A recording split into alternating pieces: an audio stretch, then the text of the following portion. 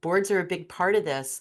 What steps should they take, and what steps should the CEO, CIO, that C-suite take? Let's get some practical advice for our audience. Absolutely. Let's get practical. Let's get hands-on here. Here's the risk, right? The last thing you want to do is have your board become the bottleneck for you to innovate and adopt AI, right? And they can do that. They can be a stick in the mud. So let's bring them around. Let's make sure they're informed and they're understanding the strategic plan so they can be promoting and pushing for that for you as the CEO, as the CIO, as the technology team.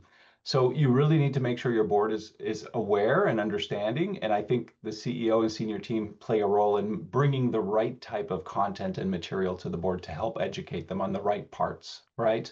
So you want to raise the awareness. You want to think about helping the board understand what are the risks, what are the opportunities with particular types of AI adoption, and help them develop that strategic focus so they understand what the path forward could be for the credit union. Give them some ideas about where different credit unions are playing in this space, where banks are playing in this space.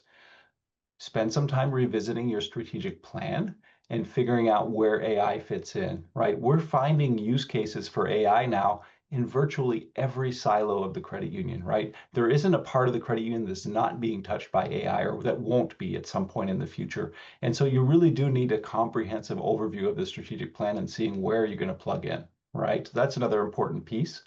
And then you use the strategic plan to inform your approach and your tactics for adoption. Make sure the board stays informed.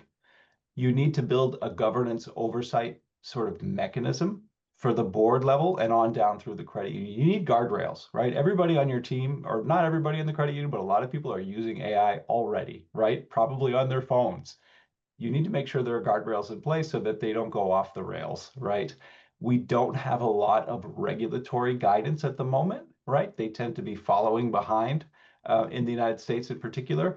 And so it'll be on the board and on the credit union to really figure out what are those guardrails going to be? How are we going to take on risk mitigation? How are we going to assess those risks and make sure that we are in compliance internally for our mechanisms in terms of how we approach safety and soundness for the credit union?